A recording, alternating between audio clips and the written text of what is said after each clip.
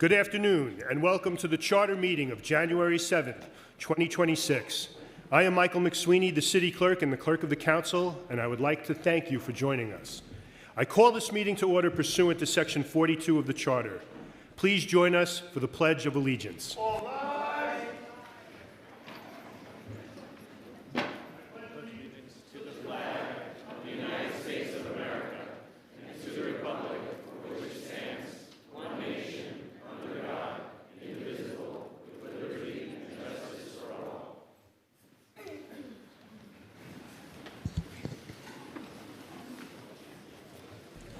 Thank you. The Board of Elections certified the election of the members of the Council of the City of New York on December 2nd, 2025. The following council members have been duly elected. 1st District, Christopher Marte. 2nd District, Harvey D. Epstein. 3rd District, Eric D. Botcher. 4th District, Virginia Maloney. 5th District, Julie Menon. 6th District, Gail A. Brewer. 7th District, Sean Abreu. 8th District, Elsie Encarnacion. 9th District, Youssef Salam. 10th District, Carmen N. De La Rosa. 11th District, Eric Dinowitz. 12th District, Kevin C. Riley. 13th District, Shirley Aldebol. 14th District, Piorina A. Sanchez. 15th District, Oswald J. Felice. 16th District, Althea V. Stevens. 17th District, Justin E. Sanchez. 18th District, Amanda C. Farias. 19th District, Vicky Palladino. 20th District, Sandra Ung. 21st District, Chanel Thomas Henry. 22nd District, Tiffany L. Caban. 23rd District, Linda Lee. 24th District, James F. Gennaro. 25th District, Shaker Krishnan. 26th District, Julie Won. 27th District, Natasha M. Williams. 28th District, Ty Hankerson. 29th District, Lynn C. Shulman. 30th District, Phil Wong. 31st District, Selvina N. Brooks Powers. 32nd District, Joanne Ariola. 33rd District, Lincoln Ressler. 34th District, Jennifer Gutierrez. 35th District, Crystal Hudson. 36th District, Chi A. Osei. 37th District, Sandy Nurse. 38th District, Alexa Aviles. 39th District, Shahana K. Hanif. 40th District, Rita C. Joseph. 41st District, Darlene Mealy. 42nd District, Chris Banks. 43rd District, Susan Zhuang. 44th District, Simca Felder. 45th District, Farah N. Lewis. 46th District, Mercedes Narcisse. 47th District, Kayla Santos Suoso. 48th District, Ina Vernikoff. 49th District, Camila M. Hanks. 50th District, David M. Carr. 51st District, Frank Morano. I would now direct the clerk to call the roll of those members so elected for the purpose of determining the presence of a quorum. Abreu. Present. Aldebol. Present. Ariola. Present. Aviles. Banks. Here. Botcher. Present. Brewer. Here. Brooks Powers. Present. Caban. Present. Carr. Present. De La Rosa. Here. Dinowitz. Present. Encarnacion. Presente. Epstein. Farias. Presente. Felder. Here. Felice. Gennaro.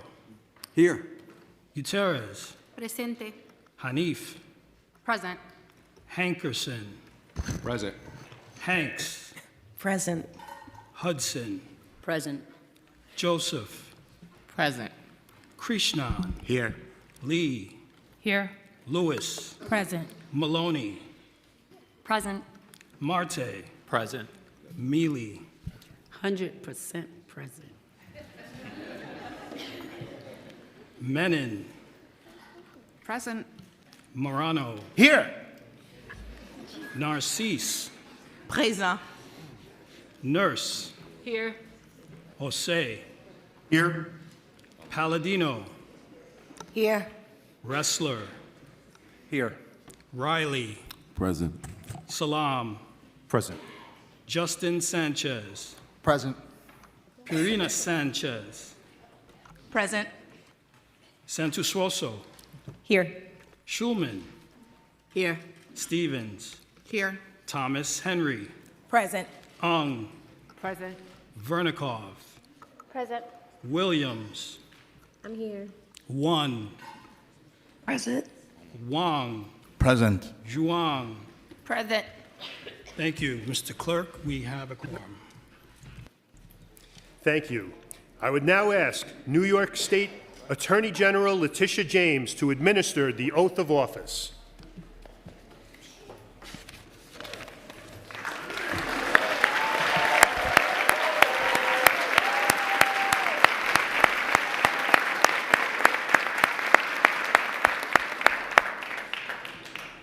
Good afternoon. Good afternoon. It's an honor and a privilege to be back in my old seat. When I look at the group before me, I see really the best of New York City. And yeah.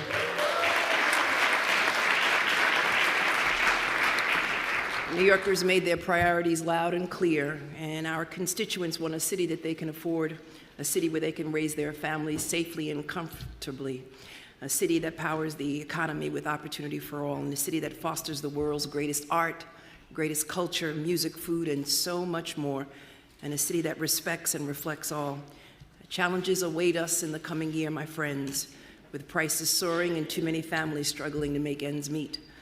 But New York has always led the way out of darkness, and together, all of us together, we can ensure that this is a city where we look out for our neighbors, where we finally leave the tired zero-sum politics behind us, and where public servants work in lockstep to bring down cost and uplift working people, and where justice reigns and prosperity abounds. This council is perfectly positioned to deliver all of that, and I'm so honored and privileged to be here today with all of you. And I join with all of you as we accomplish that, and I will be your partner in all that you do every step of the way.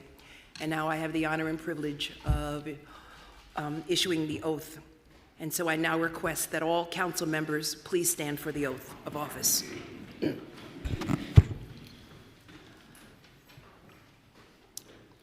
Please raise your right hand and repeat after me. I state your name. Do solemnly swear and affirm that I will support the Constitution of the United States, the Constitution of the State of New York, and the Charter of the City of New York, and that I will faithfully discharge the duties of the office of council member in your respective district. State your district. And now state your respective borough. In the borough of?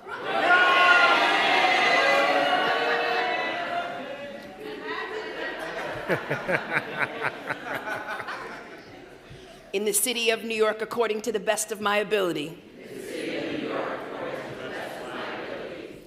Congratulations, and so help all of you. Thank you.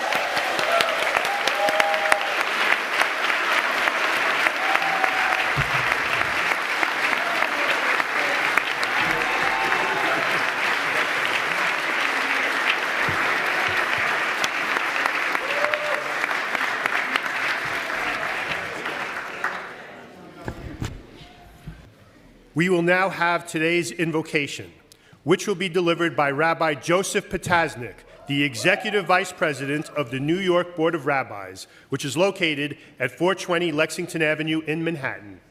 All rise.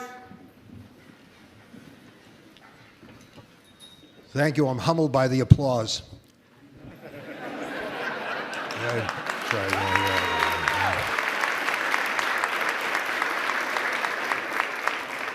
Council member Menon reminded me of an old religious proverb which states, "Blessed are those who speak briefly, for they shall be invited back." Thank you very much. for the reminder. On this special day in our city, let us walk away remembering two words: united and untied. Interestingly, both are spelled with the exact same letters. The only difference is where you place the letter I. If a person only speaks of I rather than we, a relationship becomes untied. But where the we takes precedence over the I, that relationship can remain united. We teach our children that in mathematics 1 and 1 equals 2. We have to show our children that in human relationships, 1 and 1 can also equal 1. That we all share members of the human family in our DNA. We all have to teach them that unity of spirit and diversity of thought can walk hand in hand. Interestingly, in medical terms, the word menin is a protein that suppresses disease. We need more menin to stop the spread of this disease of hatred of the other, whoever the other may be. As Cardinal Dolan said to me recently, anti-Semitism is anti-Christianity, is anti-Islam, and you can reverse that equation any way you want. So, Councilmember Menon, keep in mind that a leader is one who knows the way, who shows the way, and who goes the way. All of us here will go on that way together, different and the same. 1 and 1 equaling 2 and equaling 1. May you, members of the City Council, be blessed for who you are and be blessed for what you do. Amen.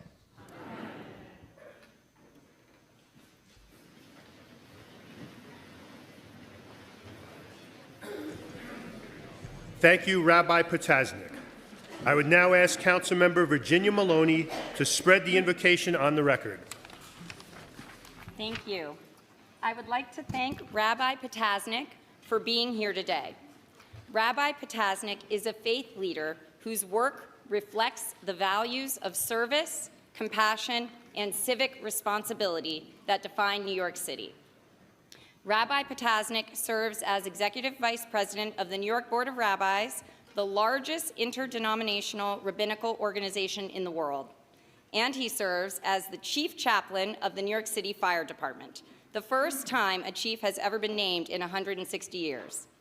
In the aftermath of September 11th, he was a steady and important presence supporting families, first responders, and communities across our city as New Yorkers confronted loss with resilience and care. Through decades of leadership, Rabbi Potasnik has been a consistent and principled voice for Jewish life in New York. At moments of rising anti-Semitism and uncertainty, he has spoken with moral clarity and resolve, reminding us that public life is strongest when grounded in dignity, responsibility, and care for one another. I make a motion for unanimous consent to spread the invocation in full upon the record. So ordered. Thank you. We will now move to M1, the continuation of the rules. I would like to recognize Councilmember Sandra Ung to make a motion regarding the rules of the council. I make a motion pursuant to Section 46 of the New York City Charter that the 2024 to 2025 rules of the council, as amended, be continued and in effect until the new rules are adopted or said rules are otherwise amended or modified. Thank you, Councilmember Ung. I will now call for a voice vote on the motion. All those in favor, say aye. Aye. Aye. All those opposed, say nay. Any abstentions? The ayes have it. The motion passes. We will now move on to M2, the nomination of the Speaker. Pursuant to Section 44 of the Charter and Rule 3.00D of the Rules of the Council, I hereby open the floor for nominations for the office of Speaker of the City Council for the term commencing January 1st, 2026 and terminating December 31st, 2029. I hereby recognize Councilmember Riley. Okay, good afternoon, everyone.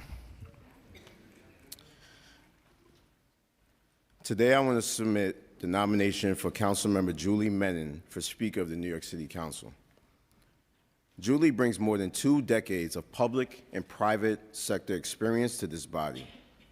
As an attorney, a former small business owner, a civic leader, and a 3-time city commissioner, she understands how the city works and how the decisions we make here affect New Yorkers in their daily lives. In working alongside Julie, I've seen a thoughtful, steady leader and a true bridge builder, someone who brings people together, listens across differences, and moves towards solutions. She has consistently centered her oversight on fairness, transparency, and equity, while advancing policies that support working families, protecting reproductive rights, expand access to childcare, and strengthen small businesses. Continuing a strong tradition of a women-led city council and the men that get it. Julie also has a clear understanding of the crisis facing our city and our country today, and the responsibility the council has to lead in moments of uncertainty. As an adjunct professor at Columbia University, she teaches how cities can innovate and step up when the federal government pulls back. She is a leader who gets things done, respects this intuition and institution, and brings people together around real impact. I trust that she will lead this council with integrity, collaboration, and a clear sense of purpose. For those reasons, I am proud to serve as the Speaker of the New York City Council, and I look forward to continuing our work together in the body on behalf of the communities across the 5 boroughs. Thank you.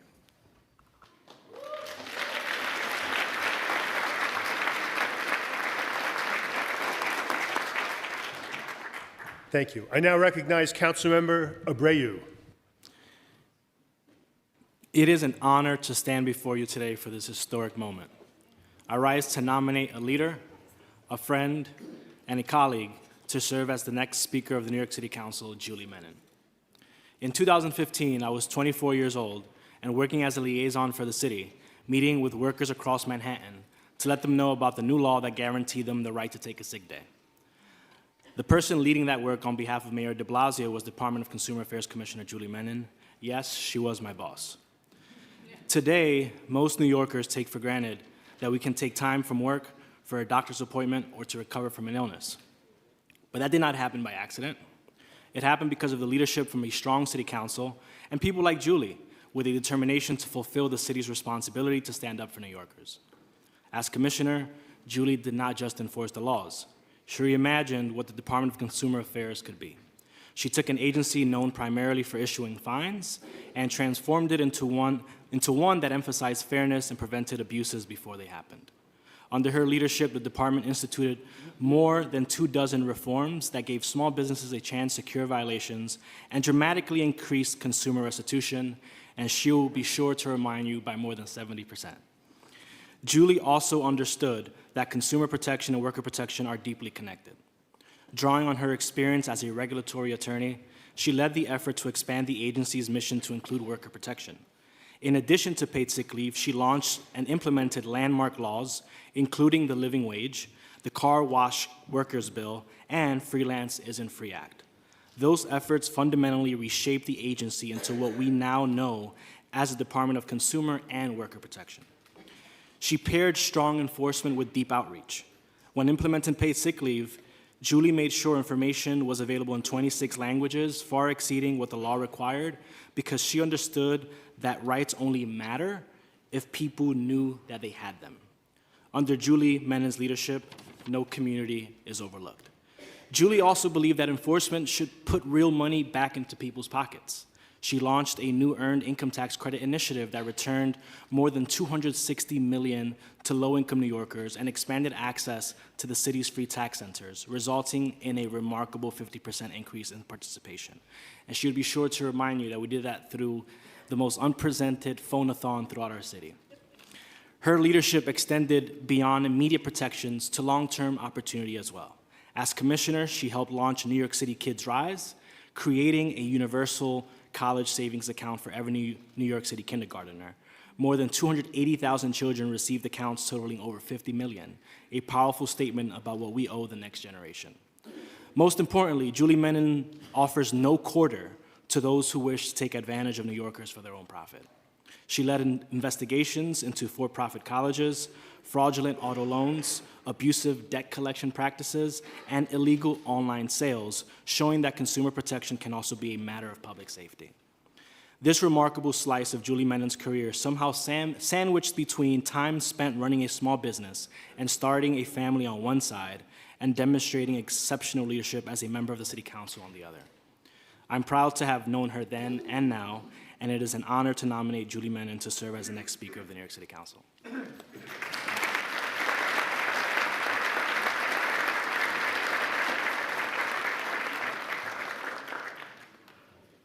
I now recognize Councilmember Lewis. If we are serious about advancing women's equity and building an economy that works for all New Yorkers, then we need a speaker who has delivered results in both arenas. That leader is Julie Menin.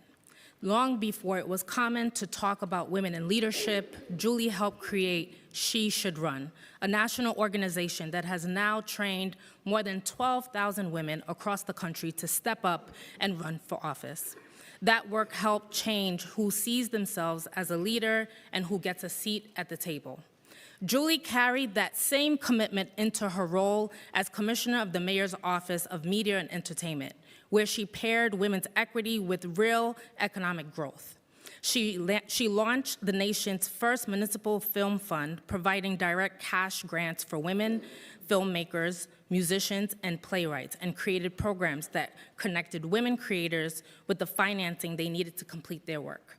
At the same time, Julie delivered extraordinary economic results for New York City. She expanded the Made in New York production program, helping thousands of diverse young people into the film and television industry. Under her leadership, New York reached historic levels of television and film production, generating more than $9 billion in economic activity and tens of thousands of jobs. For the first time, the Office of Media and Entertainment formally included the music industry, publishing, advertising, and she negotiated the agreement to bring the Grammy Awards back to New York City, generating more than $200 million in economic impact. Julie Menin understands how to grow our economy while lifting up women and working families. That is the kind of experience, values-driven leadership we need in a speaker.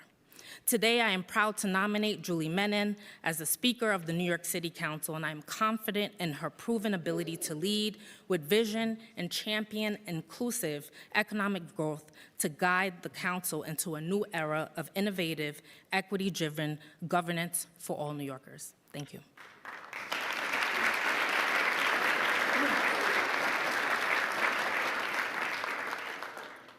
Thank you. I now recognize Councilmember Lee. Good afternoon, colleagues. Today it is my great pleasure to nominate my friend and colleague, Julie Menin, to serve as our next City Council Speaker.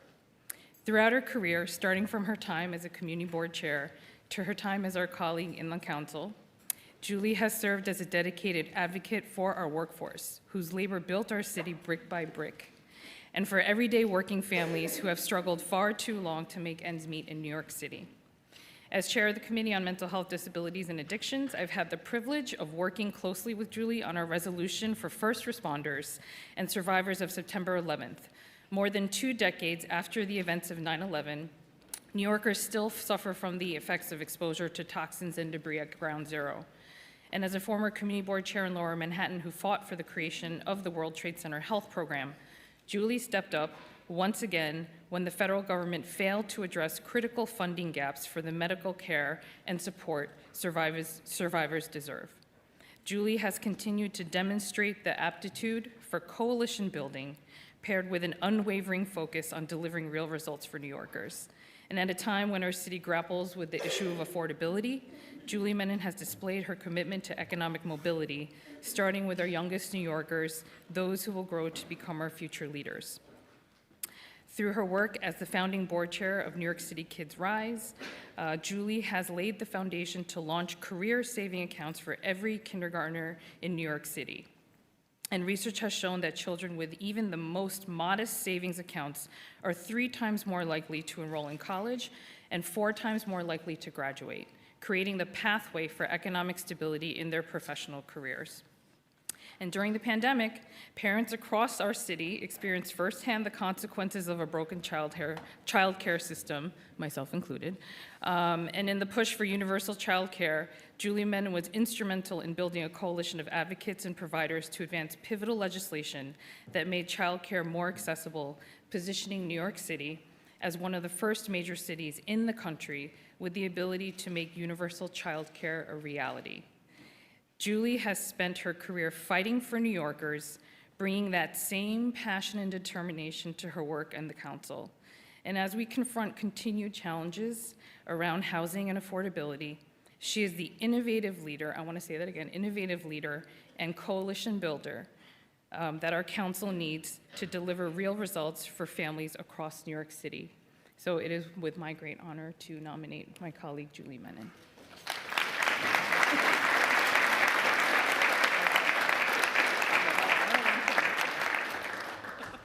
Thank you.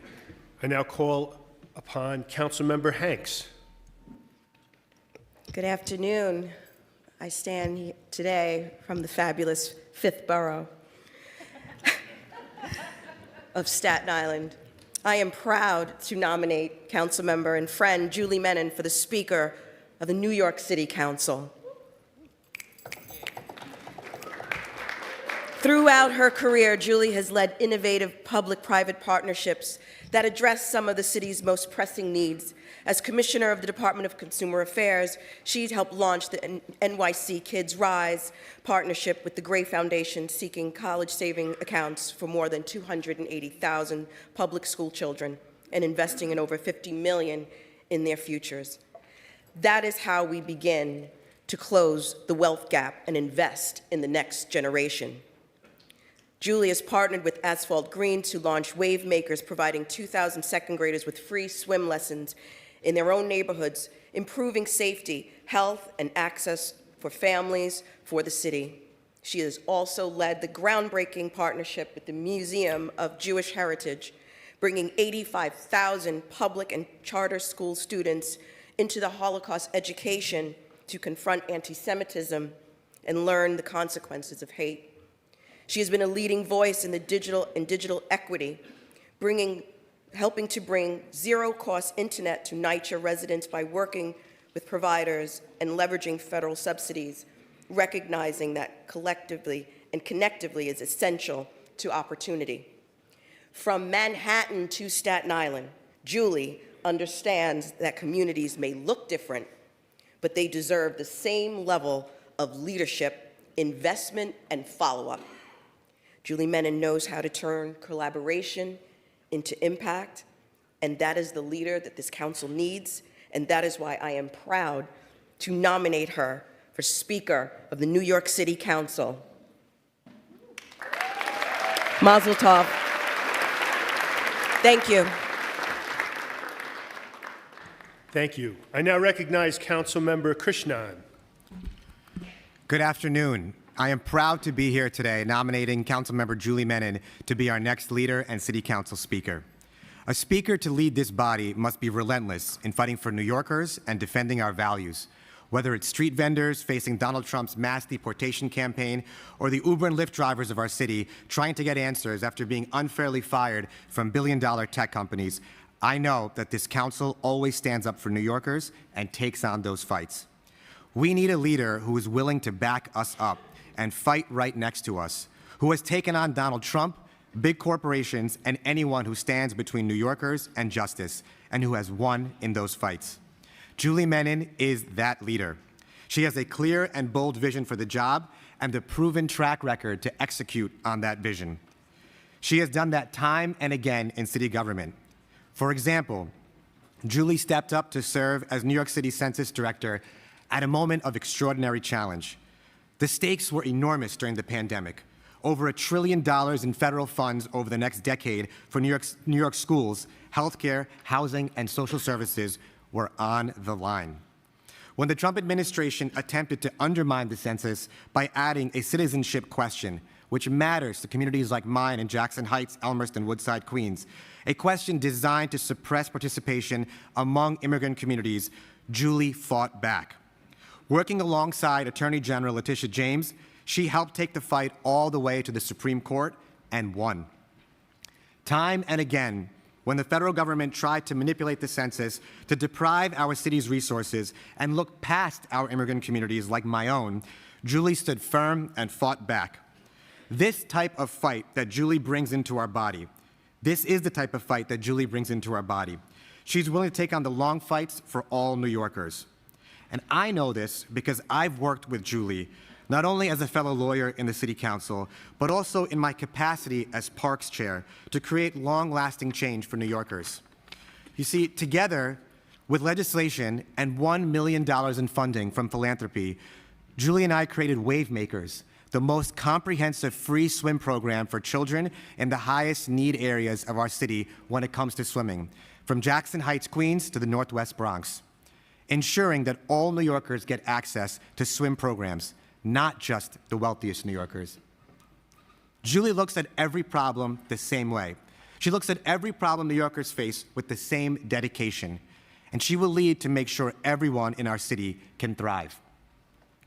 Under Speaker Mennon's leadership, I know we will deliver a truly affordable city by investing in programs that matter to New Yorkers.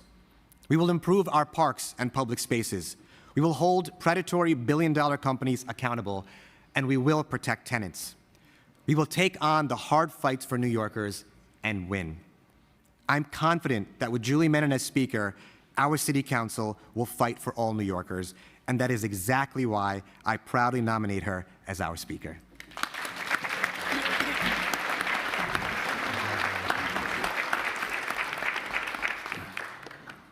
Thank you. I now call upon Councilmember Dinowitz.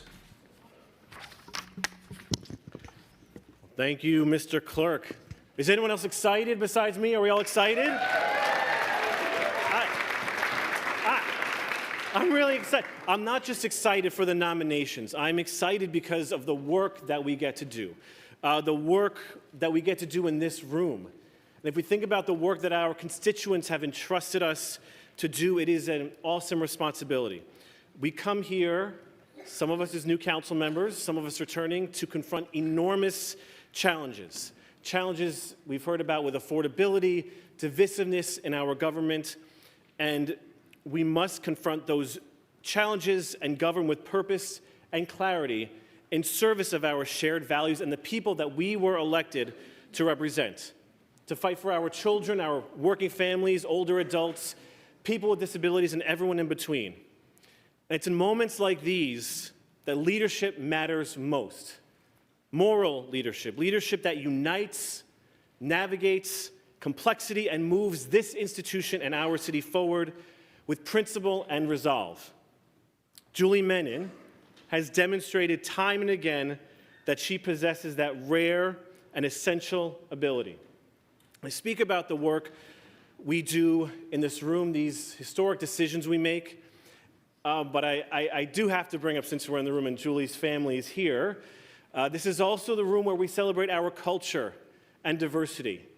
And we're not even a month ago, Julie's daughter, who's here, hi, Julie's daughter and my twin boys, all descendants of Holocaust survivors, stood right there and did the Hanukkah blessings as they lit the menorah.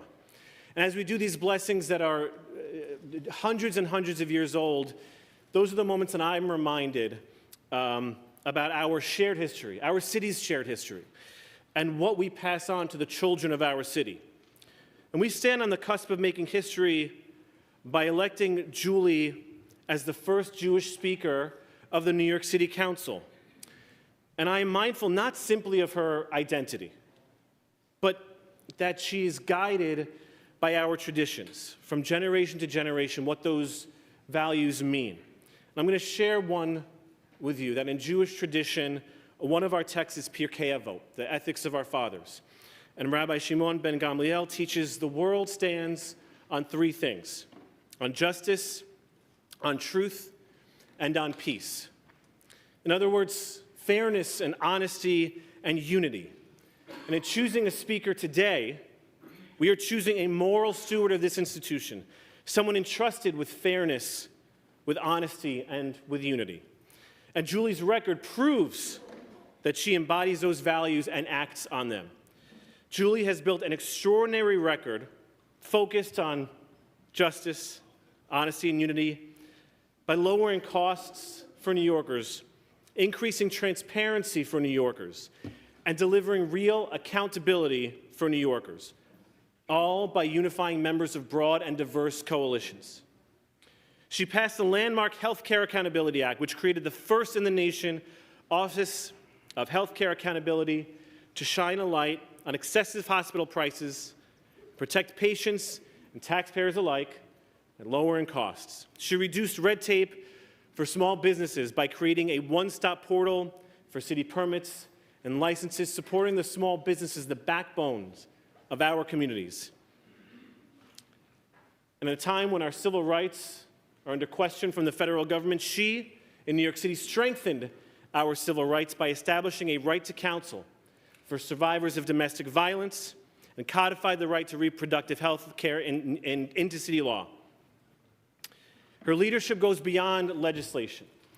Julie led a public-private partnership ensuring that every eighth grader in New York City has the opportunity to visit the Museum of Jewish Heritage, because she understands that memory, education, and empathy are not luxuries, they are not extras, they're obligations, particularly for us as elected leaders.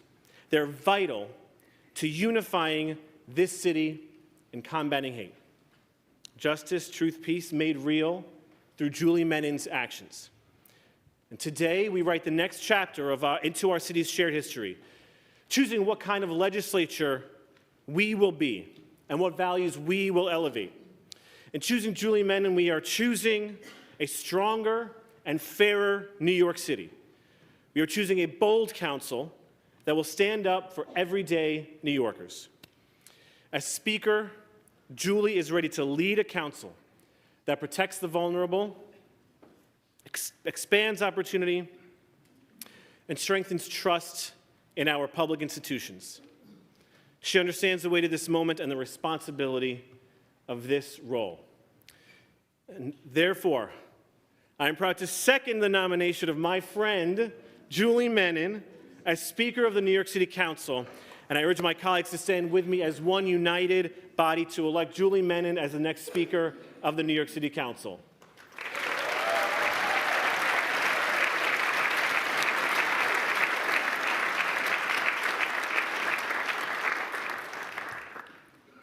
Thank you. Seeing that no other members have signed up to speak and hearing no further candidates, I now close the nominations and direct the clerk to call the roll. Council members, when your name is called, please state the name of the nominee you are voting for. Abreu. Aye for Menin. Thank you. Aldebol. I, Julie Menin. Ariola. I vote aye for Julie Menin, proudly and with no reservation. Aviles. I, Menin. Thank you. Banks. I and Julie Menin. Botcher.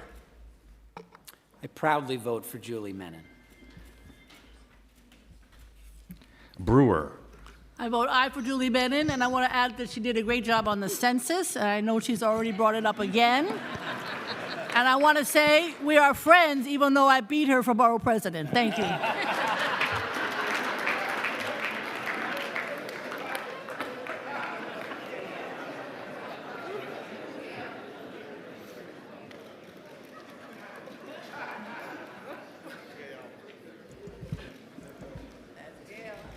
Brooks Powers. Permission to explain my vote. Permission granted.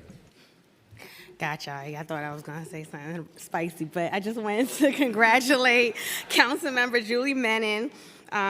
Julie, after listening to you directly in terms of your commitments to what you like to do for this body, I am full of optimism and hope for what we can achieve in this council. As we all have said, council members are the city's first responders. When people need something on their block, they don't call their U.S. Senator, they call their council member. This is why I'm heartened by Councilmember Menin's plan to run this institution the right way, with both principles and pragmatism, with both accountability and transparency. And as for me, a daughter of Southeast Queens, I look forward to working with all of my colleagues here to continue the work with the same grit that my blue-collar neighbors exhibit day in and day out. There's a lot of work that is left ahead of us, and I look forward to working with Councilmember Menin and all of our colleagues on these priorities and more. Our mission is clear, our work is before us, our time is now, and we must honor the trust that New Yorkers have bestowed upon us to serve with action. Again, we must honor their trust with action. With that, it is my honor to nominate Councilmember Julie Menin as Speaker of the New York City Council.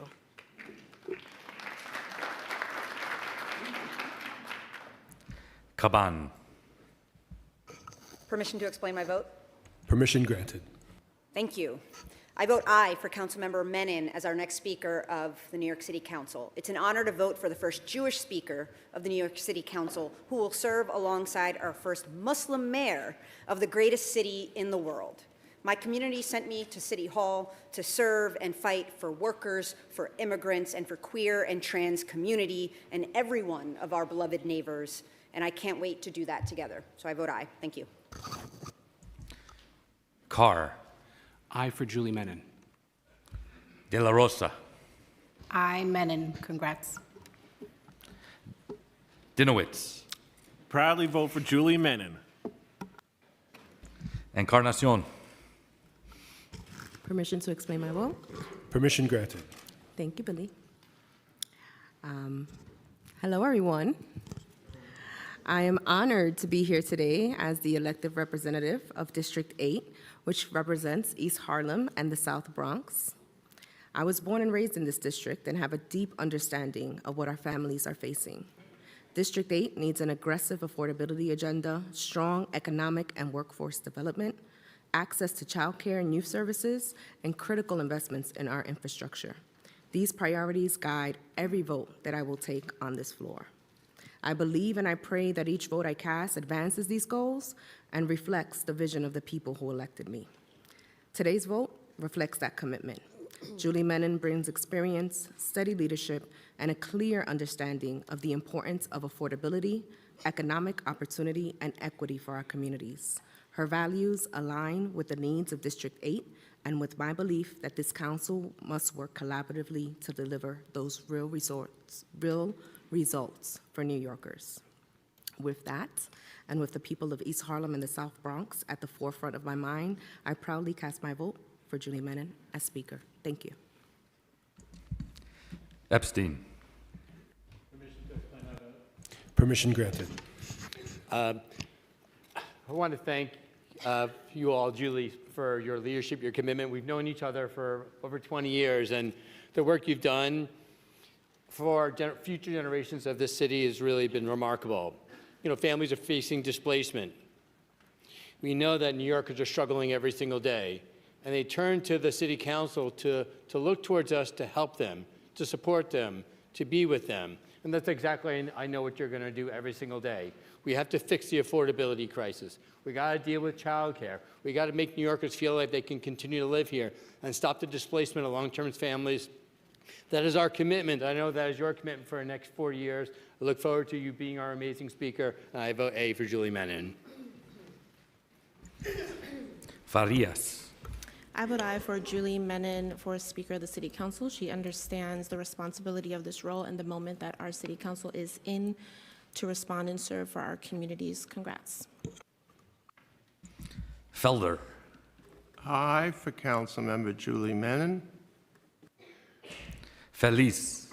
permission to explain my vote. Permission granted.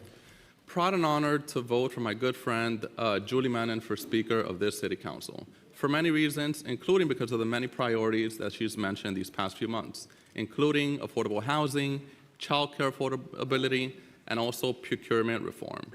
Briefly on procurement reform, New York City is a large city with a budget of approximately $116 billion, and a city with many challenging issues. We have to make sure that we properly manage our city, make sure that we're getting the best result out of our budget. Can we say we're doing the very best we can when it costs millions of dollars to build a city bathroom, or it takes $20 million and 10 years to renovate a small park in the Bronx? If it takes that long, by the time that the park is renovated, residents who live there will probably no longer live there. So we have to make sure that we work on many things, including and especially procurement reform. But more than that, Julie understands the importance of working together, bringing people together in such a diverse city. She has decades of experience in government, a former small business owner, former census director. Her dedication to this city has prepared her to fight and to resolve the challenges that we face. So proudly vote yes for Julie. Congratulations to you and to your family who has joined. Thank you. Gennaro. I very proudly vote for my dear friend and colleague, Julie Menin. And notwithstanding the fact that I'm a Roman Catholic, I am shepping nachas at the prospect of voting for the first Jewish speaker. God bless Julie Menin. Gutierrez. Permission to explain my vote? Permission granted. I want to express my support for Ms. Julie Menin for Speaker of the City of New York. In the last 4 years, I've gotten to know her, work with her, and I think the thing that brings us close together is that we have children and that we believe that childcare should be universal for all. I know that she is serious about creating opportunities for all New Yorkers. We believe childcare is truly infrastructure. It is not a luxury, and I can't wait to accomplish that for our city and to support you, Julie, honestly. I think you're going to be great, and I support Julie. That's who my vote is for. Thank you. Hanif. Permission to explain my vote? Permission granted. Thank you. I vote aye alongside my colleagues to appoint Councilmember Menin as Speaker of the City of New York. In the City Council, as the first Muslim woman in the City Council, faith is personal to me and drives my fight and love for New York City, and I know that Councilmember Menin will be a strong partner against all types of hate. Islamophobia, anti-Semitism have no place in our city, and our council has so many opportunities to show the path of what solidarity, love, care looks like for all New Yorkers. Councilmember Menin brings decades of public service and a strong commitment to standing up for workers and consumers. I look forward to partnering with Speaker Menin to advance an affordability agenda that puts working-class New Yorkers and families first, and to work together to meet this moment with collaboration and care. Thank you. Hankerson. I vote aye for Councilmember Julie Menin. Congratulations in advance, Madam Speaker. Hanks. I proudly vote aye for Councilmember Julie Menin for Speaker. Hudson. Permission to explain my vote? Permission granted. Thank you. Our city has embarked on a new chapter in its storied history. New Yorkers have made their demands clear. Out with government by the few, for the few. In with leadership that centers communities too often pushed to the margins. Out with lobbyists and special interests delivering for the wealthy elite, and in with leadership that centers communities too often pushed to the margins. Rather than accept conventional thinking that the city can't boost affordability, raise wages, improve public transit, or make our city safer, New Yorkers are now asking, how can we make this happen? Though it may be the enemy of bureaucracy, innovation is the friend of the people. Today, we are selecting a new speaker to represent us during what will be the final term for many members of this body. This council, under this speaker, has the opportunity to continue the work we began under Speaker Adrienne Adams and deliver the agenda New Yorkers went to the ballot box in record numbers last fall to support. One that calls on government to help make our city more affordable, build more housing, bolster safety, improve mass transit, and ensure our most marginalized neighbors have what they need to thrive. I know many in this body are committed to delivering that agenda and will fight tooth and nail to enact it over the next 4 years. We are governing at a time when democratic norms are under strain nationally and when progress is regularly framed as unrealistic. We'll certainly face numerous challenges, with those coming from the Trump administration not the least of them. And we know our constituents are the ones who will be most impacted. But we also know who we are. New York is resilient. We are a city of problem solvers and of innovators. We have faced profound crises before, and each time we have met the moment by working towards our shared goals. As Ella Baker reminds us, strong people don't need strong leaders, but they do need leaders willing to share power. My hope is that in the next 4 years, we will lead with collaboration and innovation and never lose sight of who we are here to serve. Congratulations, Speaker Menon. I vote aye.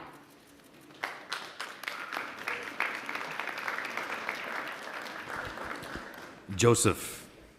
I vote aye for Speaker Menon, and I look forward to working on universal child care agenda with you. Thank you. Krishnan.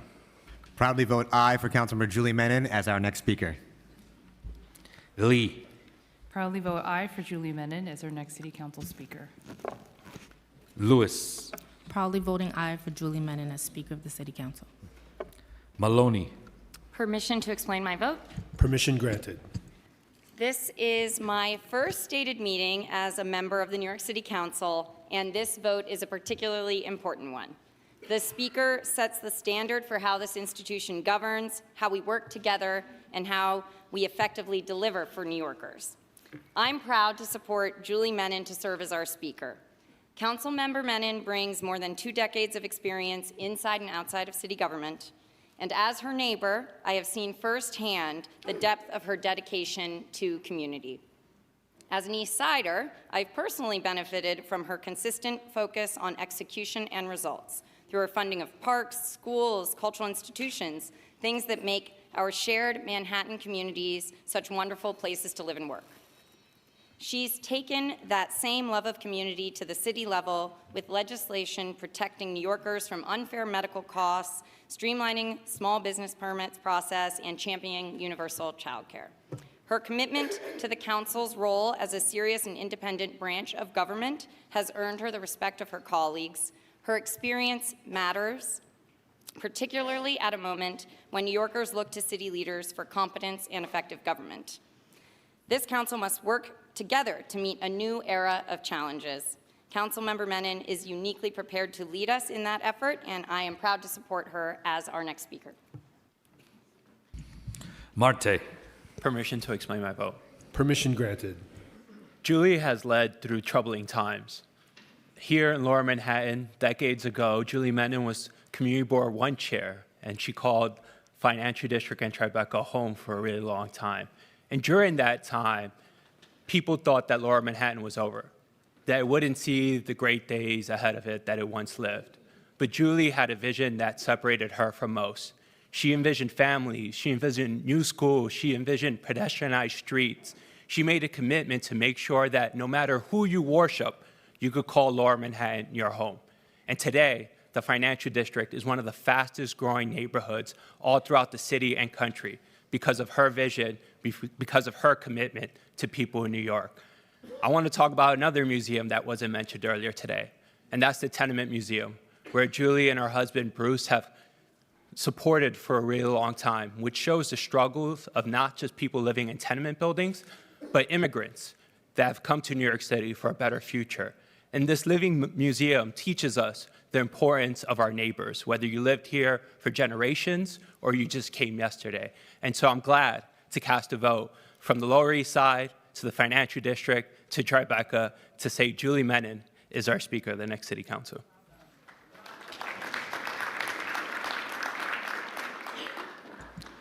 Mealy.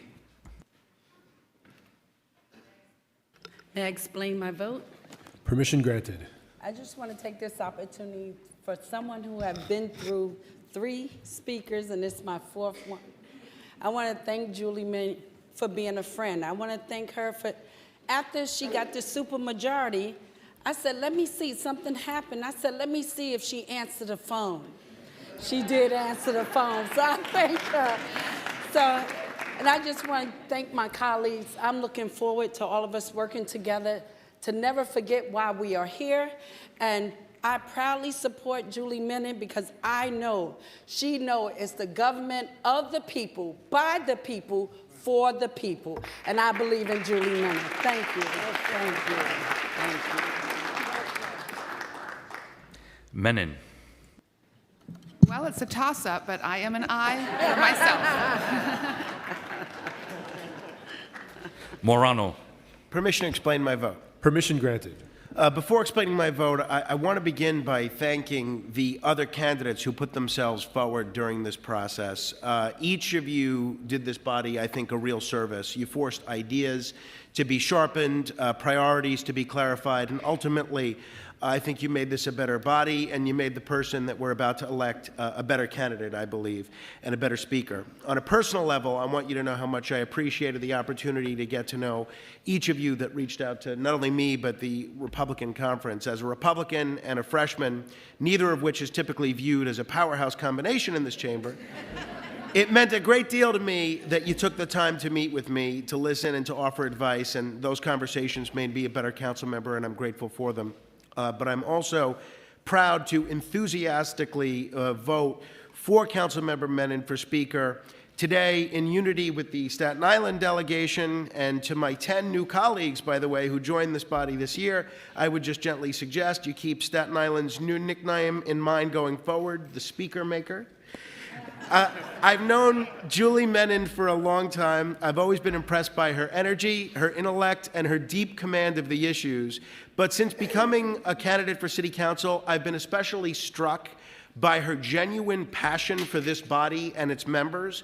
When I first considered running for office, I had a pretty successful career as a radio commentator, and more than a few people, some out of genuine concern, others out of cynicism, asked me, why would you want to do this? Do you really think you'll be able to make a difference? And I'll admit, there were moments when I wondered if I was crazy.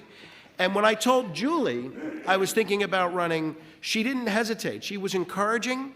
And then she followed up with a call and said something I'll never forget and has stuck with me since then. She said, "You're going to love it."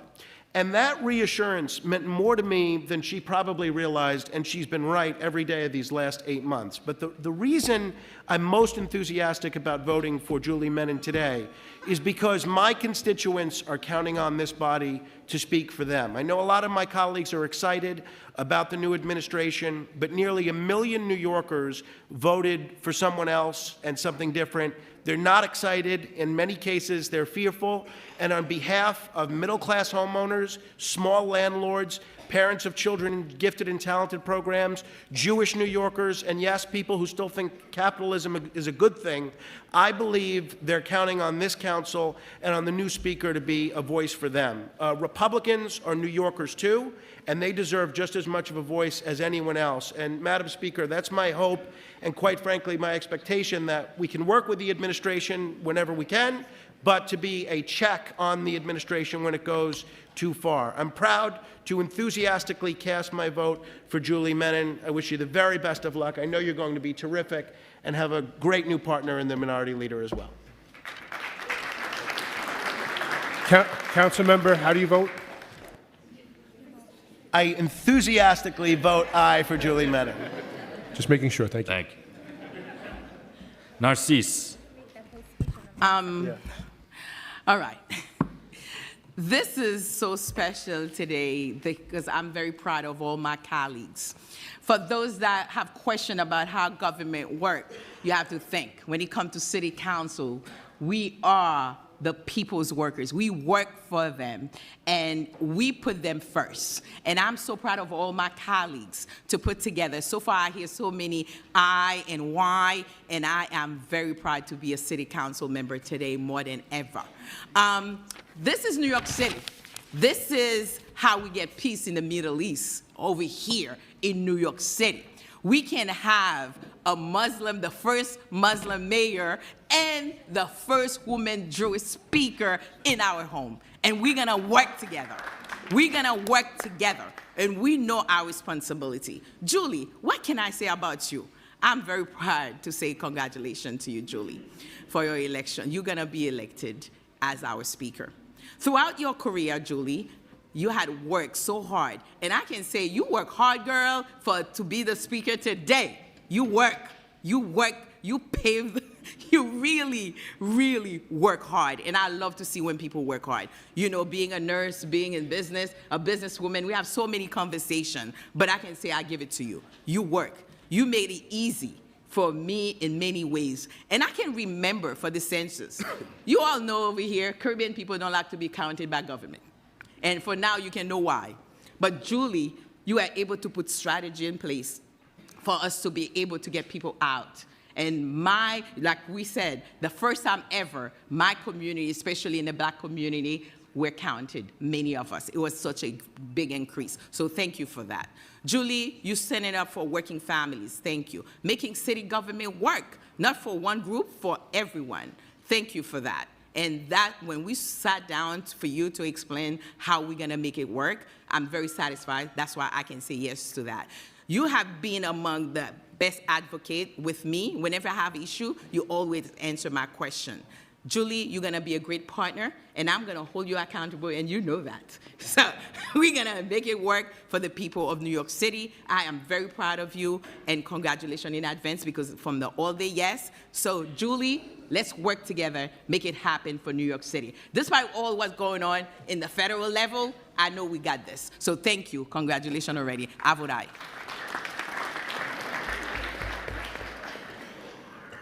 Nurse. Permission to explain my vote? Permission granted. I just want to congratulate my seatmate on your win. I'm looking forward to collaborating with you, and I know you're going to be a great speaker. And I just want to welcome and congratulate again every new member who's here. Looking forward to working with all of you. And lastly, just want to extend my deep gratitude, appreciation for all of the residents of the 37th District. Thank you for trusting me and sending me back. I am so committed to you and to all New Yorkers, and I'm excited to get back to work, and I vote aye for Menon. Thank you. Thank you. Osei. Permission to explain my vote? Permission granted. Today, I cast my vote for Councilmember Julie Menon to serve as our council's next speaker. Councilmember Menon and I may not necessarily align on every issue, but when you think about it, who really does? As chair of the Consumer and Worker Protections Committee, Councilmember Menon worked with my office to move the FAIR Act through committee at a moment when the real estate lobby sought to stall it. She helped ensure a fair, transparent, and notably long hearing so every council member in this body and New Yorkers across the city could fully understand the bill on its merits. I look forward to working with Councilmember Menon and my colleagues to deliver an affordable New York City for the millions of working families who make this city the greatest in the world. With that, I vote aye and vote for Julie Menon as our next speaker. Thank you. Palladino. As a rugged individual who believes in rugged individualism, get a kick out of that. Okay, I proudly vote for Julie Menon for many different reasons. Most of all because of her understanding and her ability to, I hope, steer this trip on a ship on a very centrist course. We make up a body here of many different individuals. I believe in the First Amendment right to express how we feel. We are here to do the job, and the job is to serve the people. And we know best, our constituents and the city of New York. We are resilient. We've watched this city burn to the ground many, many times, but we've also watched it grow again. The phoenix did rise. So I look forward, Julie, to working with you, conversations with you and my other members. You all know my door is always open for conversation. But once again, as a rugged individual, who believes in rugged individualism and capitalism at its very best, I proudly vote for Julie Menon for Speaker of the City Council. Thank you. Ressler. I proudly vote for Councilmember Menon. I really want to just say how impressed I was by the campaign that you ran and the coalition that you built. I know that you're going to bring real rigor and substance and a robust policy agenda to this body that will not just serve the council well, but New Yorkers. And I'm looking forward to working together, and I really want to thank the people of District 33 for sending me back. I'm excited for the work ahead. Thank you. Riley. Proudly vote for Julie Menon to be our next Speaker of the City Council. Salam. Permission to explain my vote. Permission granted. May the peace, mercy, and blessings from the owner of all peace, mercy, and blessings be upon each and every one of you and your families. Councilmember Julie Menon, I am honored to vote for you as our next Speaker of this body. You have shown yourself to be a principled and effective leader with a deep command of the city's budget, small business, workers' rights, and oversight. Last year, Julie chaired the Committee on Consumer and Worker Protection, in which my bill to hold unlicensed contractors accountable to ensure home improvement projects are undertaken based on our city's permitting standards was heard and passed by this council. She understands how to move complex policy forward while keeping equity, accountability, and good governance at the center of the council's work. I'm proud to support Julie Menon for Speaker and confident that she will lead this council with integrity, with discipline, and with a clear vision for New York City's future. With that, I am proud to vote aye for Councilmember Julie Menon, and I look forward to working with you in the upcoming years.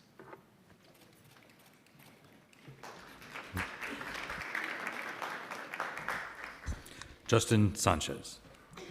Permission to explain my vote. Permission granted. I proudly vote aye for Julie Menon. I'm deeply proud to be here today in this chamber with all of you, ready to begin the work the people of New York City sent us here to do. Today feels like the culmination of a long journey of service, not just for me, but for so many who have dedicated their lives to your communities, your boroughs, and to our city. It is a big day for many of us, especially our soon-to-be newly elected Speaker, Julie Menon, who I'm proud to serve under and look forward to calling my Speaker. Julie Menon has been a resolute voice for progress, forged coalition amongst her colleagues, and bridged gaps, finding common ground across differences in our vast ideological spectrum. Her steadfast commitment to her values, her colleagues, and community will usher in what is truly shaping up to be a new era for our city. An era rooted in competence and collaboration, driven by results for New Yorkers. While today is certainly a high point, it is also just the beginning. I'm eagerly looking forward to the work ahead. I rode the Ford train down to City Hall today, and I could not help think about the neighbors that I represent in District 17, who made something very clear when they elected me as their representative in this council. They issued a mandate. They elected a leader who will ensure that they are treated with the same dignity afforded to residents in every corner of our city. A leader who will fight to make sure the South Bronx receives the resources it deserves. One who knows and will ensure that all of their colleagues know that the Bronx is not just an afterthought, but a vital part of the fabric that makes New York City the cultural capital of the world. And above all, my neighbors want to see their quality of life improve. That means safer streets, cleaner blocks, and a government that shows up and delivers. And yes, sometimes that starts with a very simple idea, like cleaning the damn streets. I'd like to be excused for cursing in this chamber. And while those 4 simple words are simple, the work will not always be. In the next 4 years, we have a lot of opportunities and a lot to get done. I look forward to putting my agenda into action under the guidance of our Speaker, turning theory into practice, and working alongside each of my colleagues to accomplish the work ahead and build stronger communities across our city. Thank you. Thank you. Yarina Sanchez. Sanchez too, but I was first. Debatable. Okay, anyway, 2026 marks a new chapter for our city, and I'm energized by the opportunity to lead it alongside a Speaker with a track record of effective leadership, delivering for New York City's children and families, advancing women in leadership, and a mayor who has made clear that tenants, working families, and communities long pushed to the margins will be at the center. That shared commitment to equity and affordability is what excites me most about the work ahead. Representing one of the lowest income districts in the city, my North Star is clear: protecting tenants living in the worst conditions, holding bad landlords accountable, and expanding pathways to economic security, like by bringing street vendors out of the shadows. I'm excited to work with Julie to advance a council agenda that meets this moment with seriousness, urgency, and results. I'm thankful for your past support, and I look forward to the many great things this council will do together under your leadership. I look forward to partnering with you to strengthen this institution, to govern thoughtfully across all differences, and to ensure that equity is not just a value that our body speaks of, but one that we continue to deliver on for working families in every borough. I for Julie Menin. Santos Woso. Permission to explain my vote? Permission granted. From one former law department attorney to another, from one former small business owner to another, and from one mom-to-be to a mom.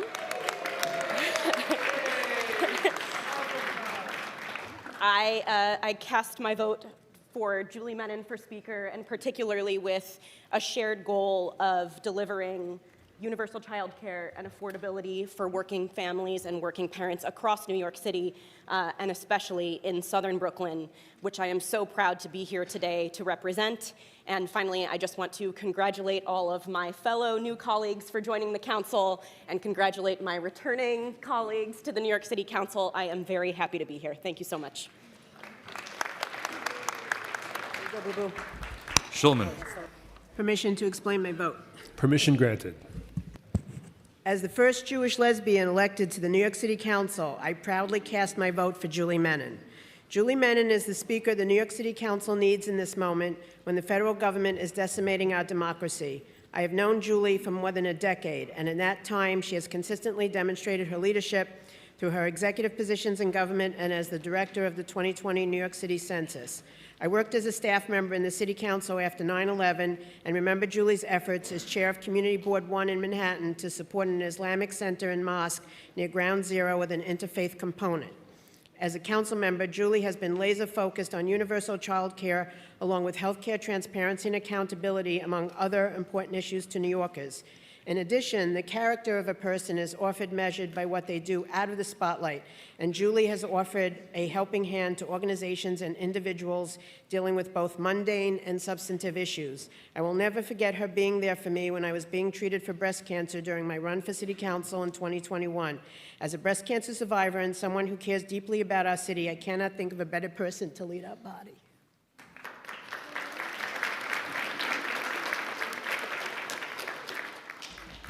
Stevens. I proudly vote aye for Julie Menin and want to say congratulations and thank you for your friendship for these last couple of years and look forward to doing the work for all the young people in New York City. Thank you. Thomas Henry. Permission to explain my vote? Permission granted. Good afternoon. I am grateful for the opportunity to address you today. I stand here as a voice for my community and as a point of accountability in these halls for the residents of District 21. What I have learned and what continues to guide my service is this: to govern well, we must know the people, not study them from a distance, but listen to them, work alongside them, and remain accountable to them.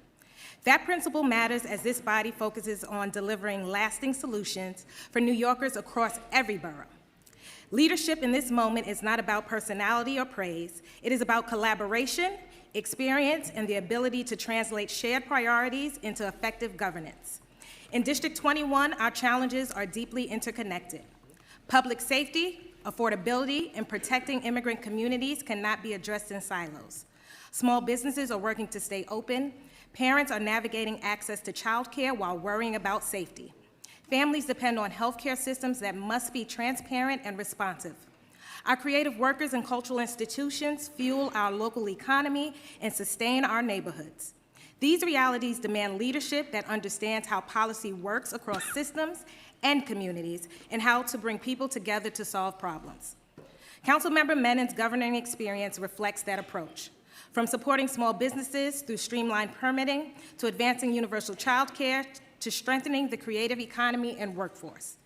That experience creates opportunities for real collaboration across boroughs and across communities, which is essential for districts like mine. As a grandchild of small business owners who migrated to Corona, New York, from the Jim Crow South of Mississippi in hopes of building a new life for their family, I am especially encouraged by the opportunity to work together to strengthen neighborhood economies in Queens and across the city, while ensuring working families, caregivers, and immigrant communities are not left behind. This moment represents a new era for New York City, one where leadership experience with the people is centered, collaboration is prioritized, and accountability remains at the core of our work. The overwhelming majority reflected in this vote signals this body's readiness to move forward together. For these reasons, I vote aye for Councilmember Julie Menin to serve as Speaker of the New York City Council. Ung. Proudly vote aye for Councilmember Julie Menin. Congratulations. Bernikov. Permission to explain my vote? Permission granted. Thank you. I'd like to congratulate and wish a big mazel tov to our new Speaker of the City Council, Julie Menin, on her successful election. The members of this body who supported Julie encompass a broad range of representation, from liberal Democrats to conservative Republicans. This is a sentiment that is needed in our city now more than ever, and the broad spectrum of support for her leadership is a testament to who Julie Menin is, someone who's willing to work with and listen to everyone, regardless of political affiliation or differing opinions. Further, at a time when anti-Semitism has entered every corner of our society, it is especially heartening to see Julie Menin, a daughter of Holocaust survivors and an important voice against anti-Semitism, to be sworn in as our first Jewish speaker today. Even though we may not agree on all issues politically, Julie has extensive government experience, a record of success, and has not only delivered for New Yorkers, but has exhibited qualities which I have no doubt will result in her being an extremely competent speaker. I also want to thank Councilmember Joanne Ariola for her leadership of the Republican Conference thus far, and want to wish a big congratulations to my good friend and fellow Republican Councilmember David Carr, who was elected as our minority leader today.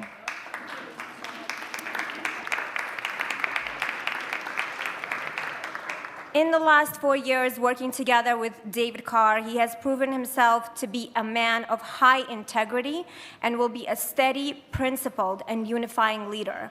Today, I'm excited and look forward to standing by the minority leader and our Republican delegation as we fight against and hold to account a mayor whose first couple of days have confirmed some of our worst fears. This body must be a check on the mayor's radical Marxist agenda, and Minority Leader Carr, along with our delegation, will be leading the opposition and fighting for the issues New Yorkers care about most. I proudly vote aye for Julie Menin for Speaker today. Thank you and congratulations to all. Williams. Permission to explain my vote? Permission granted. Over the years, I've known Julie to be steady, prepared, and consistent. Someone who shows up the same way in public, privately, and in the work. I value our working relationship, but most importantly, our friendship. And I'm confident we will move the council forward together in a way that's both thoughtful and results-driven.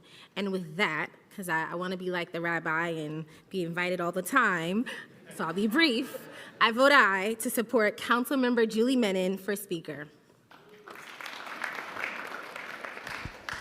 1. I vote aye. Congratulations, Julie Menin. Speaker Menin. Thank you, Councilmember. Wang. Yes, I proudly vote for Julie Menin. Thank you.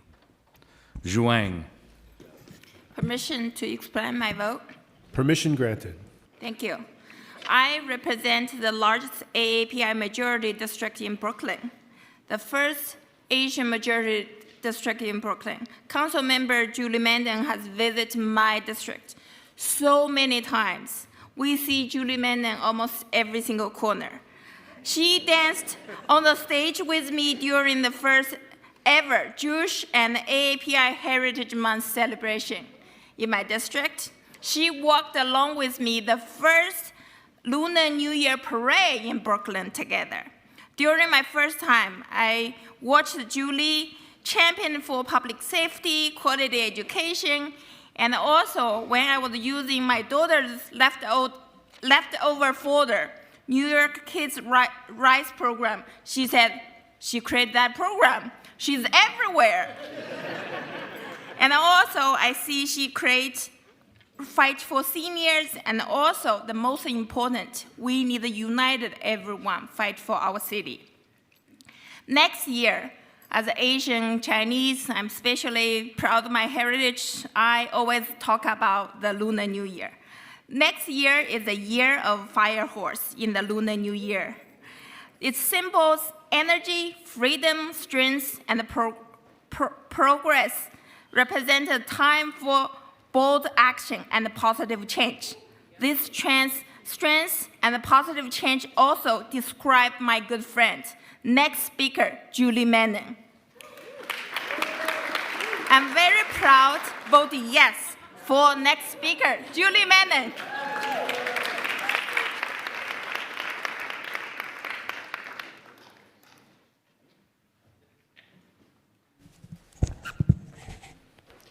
By a vote of 51 in the affirmative, 0 in the negative, and 0 abstentions, the Council has duly elected Councilmember Julie Menon as the Speaker of the City Council for the term commencing January 1, 2026, and terminating December 31, 2029.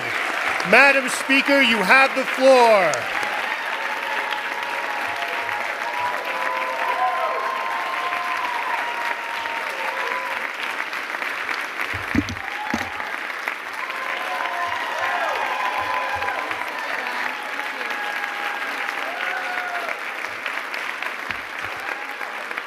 Thank you, everyone. Thank you so much. What an incredible moment. I, first of all, most importantly, want to thank my colleagues, my amazing, wonderful colleagues. Thank you for the trust, for the faith, for the confidence that you have placed in me to be your speaker. Thank you. And thank you. And I pledge to be a speaker for each and every single member and your respective communities. Now, we have a lot of honored guests here today, so please bear with me because we have a lot of people that we want to thank. So first of all, I want to thank the former speakers of the City Council, Adrian Adams, Melissa Mark Viverito, Gifford Miller, Corey Johnson. Thank you so much for your leadership. Thank you for joining us today. And we've also, of course, been joined by our great New York State Attorney General, Tish James.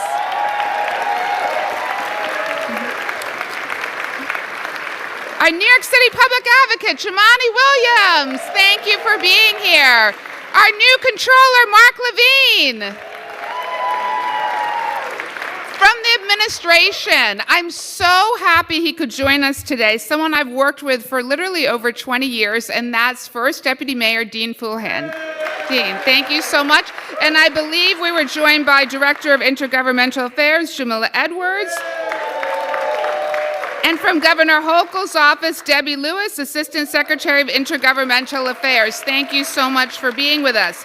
We have been joined by Bronx Borough President Vanessa Gebson. Is she still here? I think she was here before. Okay, Borough President Antonio Reynoso. He was here. He just left, I think. Manhattan Borough President Brad Hoylman Siegel. He is here. Former Bronx Borough President Ruben Diaz Jr. New York State Senator Sam Sutton. And we've been joined by Brooklyn County Democratic Chairwoman, New York State Assembly Member Radnice Bashad Hermelin.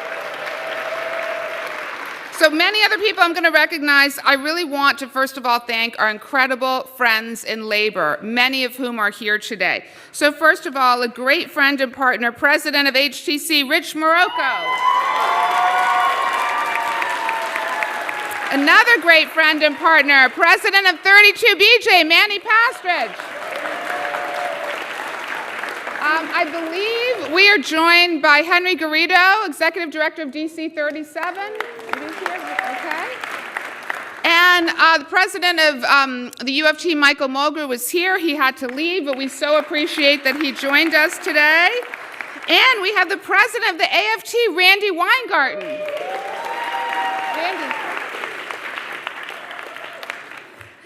We've got president of RWDSU, my constituent, Stuart Applebaum.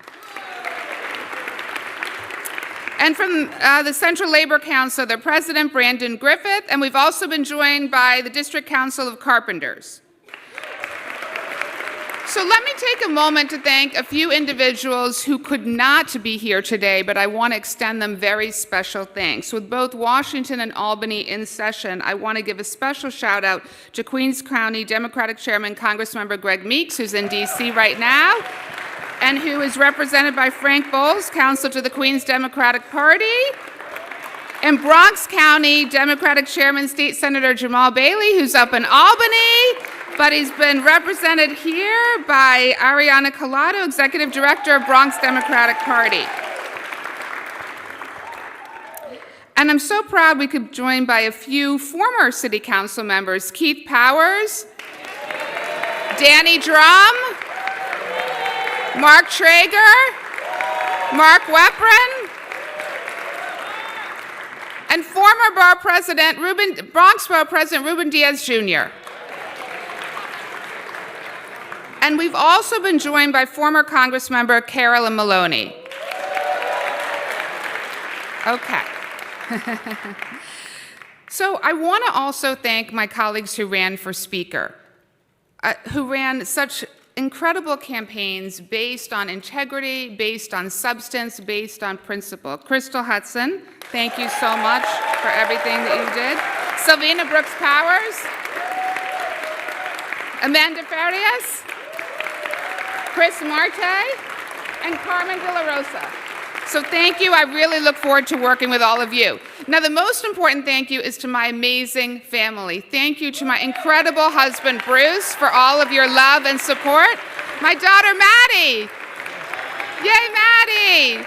And my sons, Mason, Lucas, and Max. Thank you so much for everything.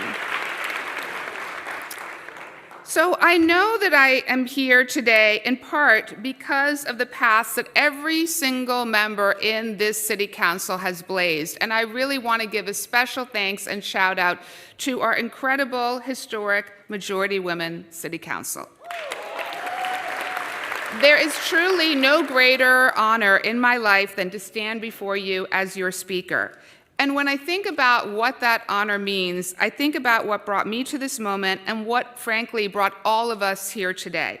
And that is the story of America, which is the story of New York, and that is the story of immigrants. Right now, we gather here at City Hall, but just a few blocks from here is where that story starts, by the shoreline of Battery Park. It's a place where land meets the water and history meets the present. The place where newcomers become New Yorkers, and where immigrants came to seek a better life. But they came here with hope that this city and that this country could give them a chance to achieve the American dream. In the early 1950s, two of those immigrants were my mother and grandmother. Yet their journey to the land of the free was far from a timid one. They both survived the Holocaust in Hungary by hiding in a cellar. And my grandfather and other of our relatives were murdered just because they were Jewish. After the war ended, my mother and grandmother stayed in Hungary, but even this new chapter did not lead them into a world of freedom. When the Soviets took over Hungary, they planted mines, bombs all along the border, and there was literally no way out. But my grandmother was fearless, and thanks to the compassion of a stranger, in the middle of the night, she took my mother and escaped into Czechoslovakia. Europe was still no friendly place for Jews, and the only country that would take them in was Australia. But after living in Sydney for 6 years, they finally fulfilled their dream to come to New York. When they arrived, they settled into a rent-controlled apartment in Little Hungary, with little more than that newly American hope and the stubborn refusal to give it up. The east side of Manhattan was a community that welcomed my family with open arms, a community that gave them a better life after the horrors that they had been through. And with the beauty of life brings things full circle, I now have the great honor and distinction of representing that neighborhood.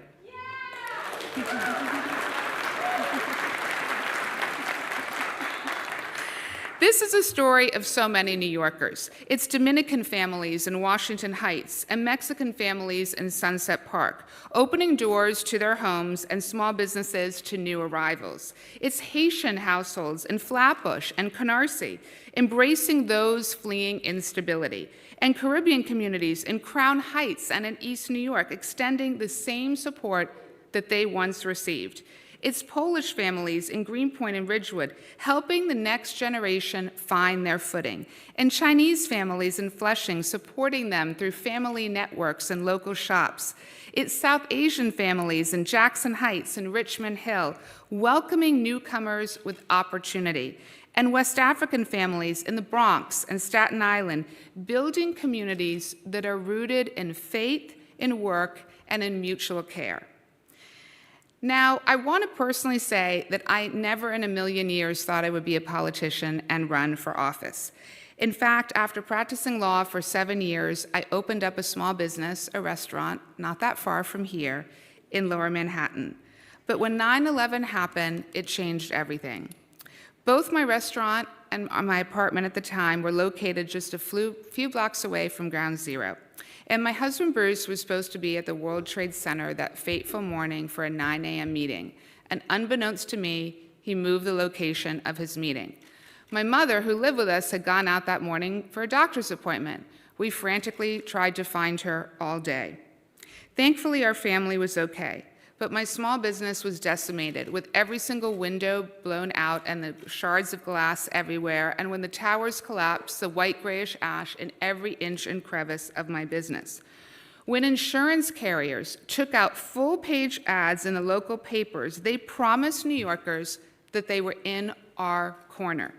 And when insurance carriers gave us small business owners 5 days of business interruption insurance, and I know our Attorney General's nodding her head, 5 days of business interruption payments, despite us being in the frozen zone for months on end, they broke that promise.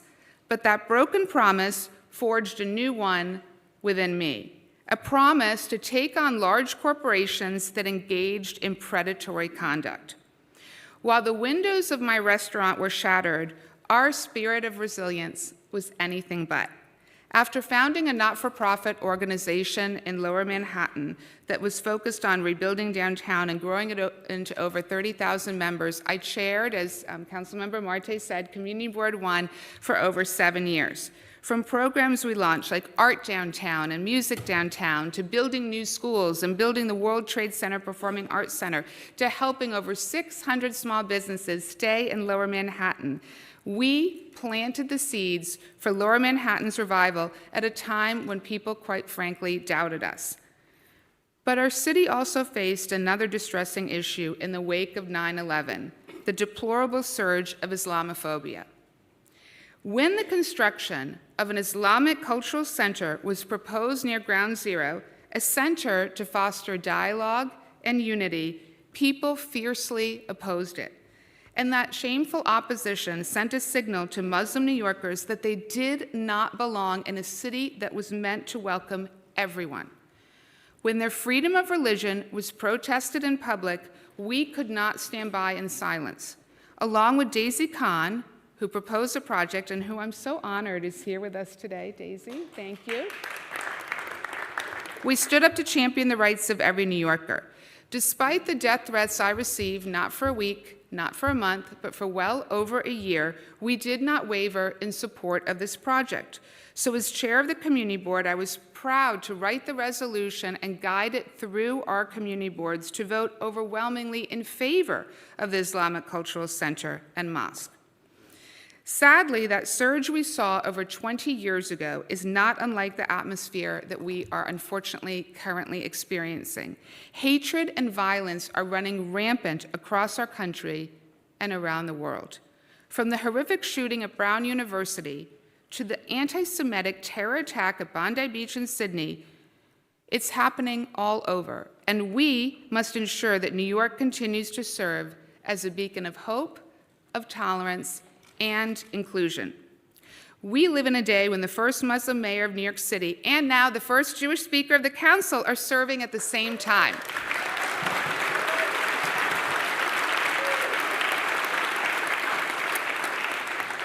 This moment is truly historic, but what will write this interfaith leadership into the history books is if it can act as an opportunity for all of us to come together, to calm tensions, to bridge divides, and to recognize we are one city, no matter the religion we practice or the language we speak. Building that Islamic Cultural Center meant upholding the dignity that every New Yorker deserves. And for the past 4 years in the City Council, it's been an honor striving to do that with all of you in so many different ways. For the past 4 years, we've worked to build more affordable housing in every single borough. We worked to combat anti-Semitism through education, launching a program to bring every 8th grade public school student to the Museum of Jewish Heritage. We've worked to address issues around health disparities and maternal mortality. And yes, we have taken the first steps to enact universal child care. And by working with the mayor and the governor, we can truly make it a reality. But now we all have an exceptional opportunity, and I would argue an attendant obligation, to take the council into a new era, a proactive era, an era of initiative and ingenuity. Rather than simply wait for ULIPs to come to us, we as a council will release our own affordable housing plan by looking at the 215 public library branches to see where we can build affordable housing. And we're going to study the over 1,000 DCAS underutilized and city-owned assets that we can convert into, affordable housing for New Yorkers who need them. As a council, we must make it easier for our small businesses to operate by slashing fines and cutting bureaucratic red tape. And we must tackle skyrocketing healthcare costs, because medical debt is the leading cause of debt for New Yorkers. Why should a woman who's giving birth by C-section be charged $55,000 at one New York City hospital, and then another woman who's giving birth by C-section is charged $17,000 at another hospital just blocks away? It shouldn't. And we will use the new Healthcare Accountability Office that we created to lower exorbitant healthcare costs once and for all.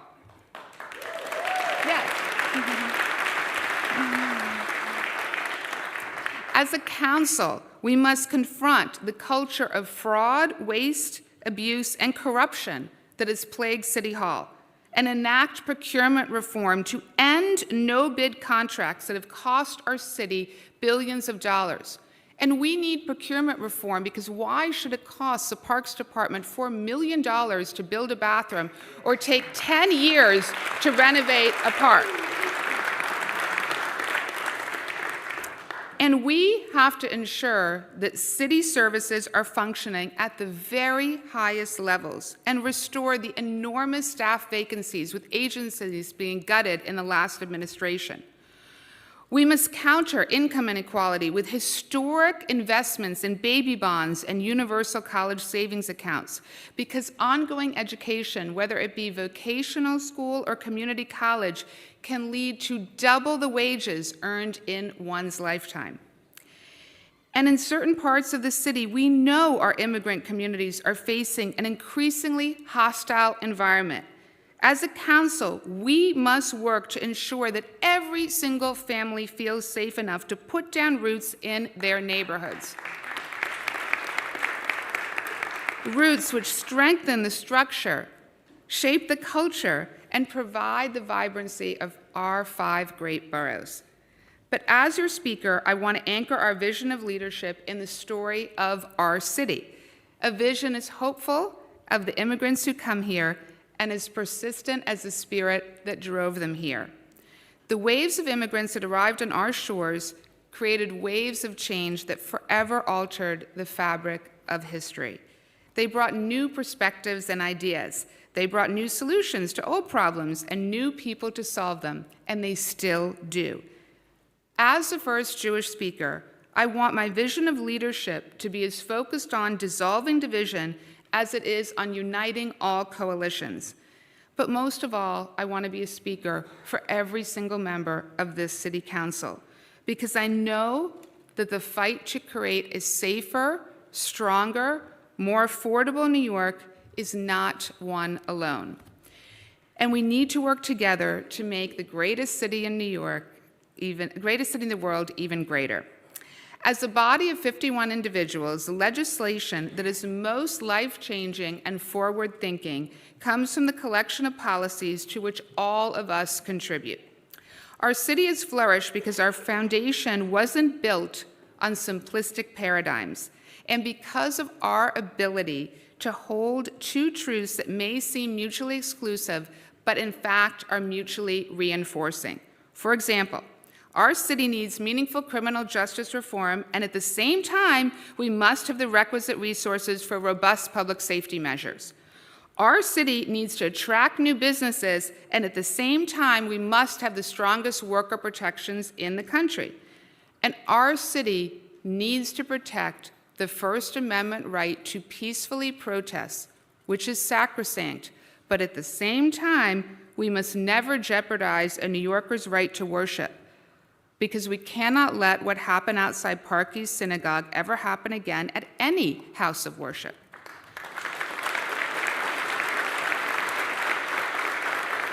To me, this especially hits home. Our faith is about our family. Now, I know I said earlier that being elected speaker is the greatest professional honor of my life, but I'll happily admit that being a mom is the greatest joy and pleasure in my life. As a mother of 4, my children give me so much love, so much support, so much pride, but they also give me a lot of ideas.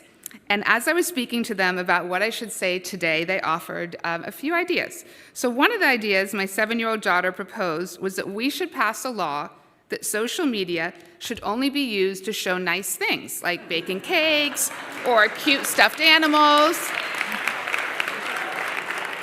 It's hard to disagree with her on that one. But then she said something else. She said that we should pass a law that when you cross the street, we must all smile at each other. And that made me smile, but in the next instant, it sent me back more than 20 years. I thought of the days right after 9/11 and how we all had a little more love, a little more compassion, and a little more patience for one another. Or how during COVID, we all checked in on one another. We looked out for one another.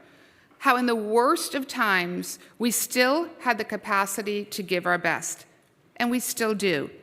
It should not take childhood exuberance or a tragedy or even the memory of one to forge compassion within us. It shouldn't take retelling the story of New York to remind ourselves that immigrants in every decade built and rebuilt this city.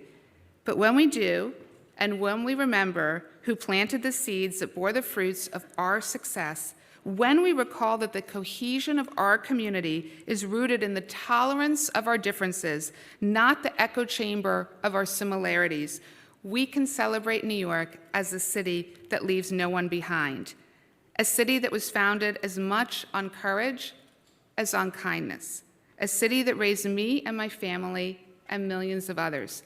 And we will be a council that works for all of them. Thank you.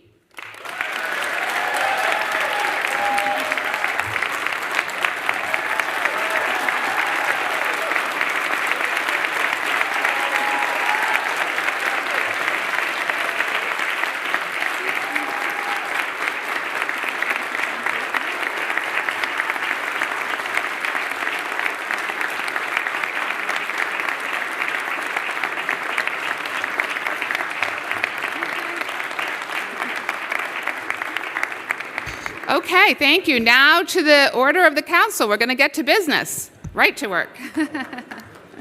Messages and papers from the mayor.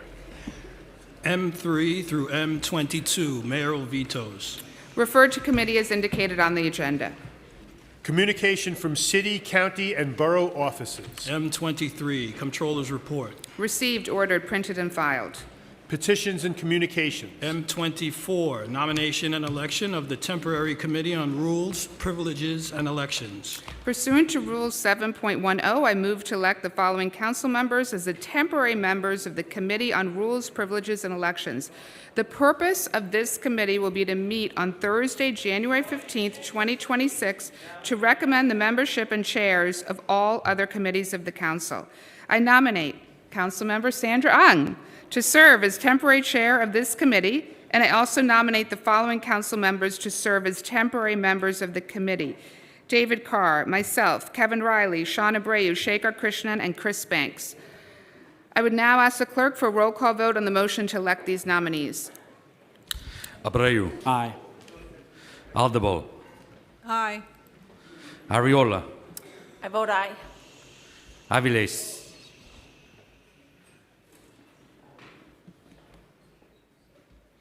Okay, we'll come back. Banks. Aye. Botcher. Aye. Brewer. Yes.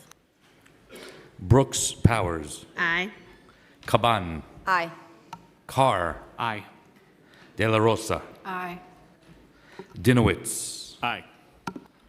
Encarnacion. Aye. Epstein. Yes. Farias. I vote aye. Felder. Yes. Feliz. Aye. Thank you. Gennaro. Aye. Gutierrez. Aye. Hanif. Aye. Hankerson. Aye. Hanks. Aye. Hudson. Aye. Joseph. Aye. Krishnan. Aye. Lee. Aye. Lewis. Aye. Maloney. Aye. Marte. Aye. Mealy. Aye. Morano. Aye. Narcisse. I vote aye. Nurse. Thank you. Osei. I vote aye. Thank you. Palladino. Aye. Wrestler. Aye. Riley. Aye. Salam. I vote aye. Justin Sanchez. Aye. Pirina Sanchez. Aye. Santos Woso. Aye. Schulman. Aye. Stevens. Aye. Thomas Henry. Aye. Ung. Aye. Vernikov. Williams. I vote aye. 1.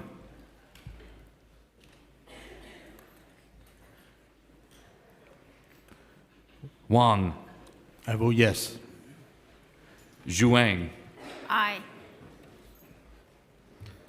Councilmember Aviles. Aye. Thank you. Councilmember 1.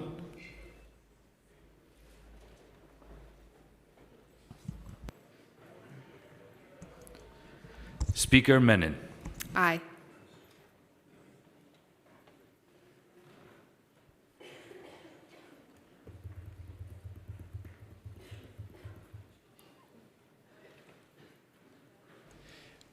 M24 is approved with a vote of 50 in the affirmative, 0 in the negative, and 0 abstentions.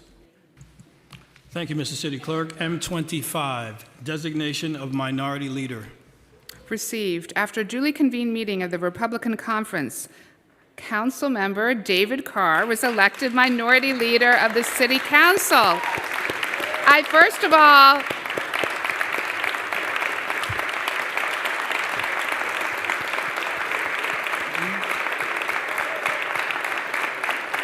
I really want to congratulate you, Mr. Minority Leader. Your election is historic. I can't wait to partner with you. We're all very excited for you, and we now turn it over to you to say a few words.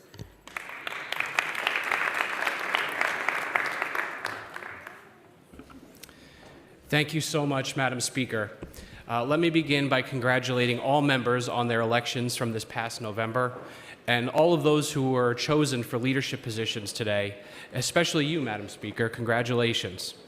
I know the way that you sought this post is the way that you intend to govern, with relentless energy, a passion for every detail of city government, and a strong commitment to engaging and working in partnership with all 50 of your colleagues in this body.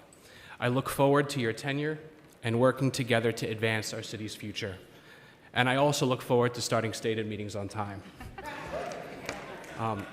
I must begin, of course, by thanking my husband, Don.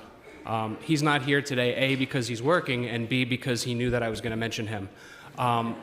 But he is my love in my heart, and for years I walked alone, and now I never do.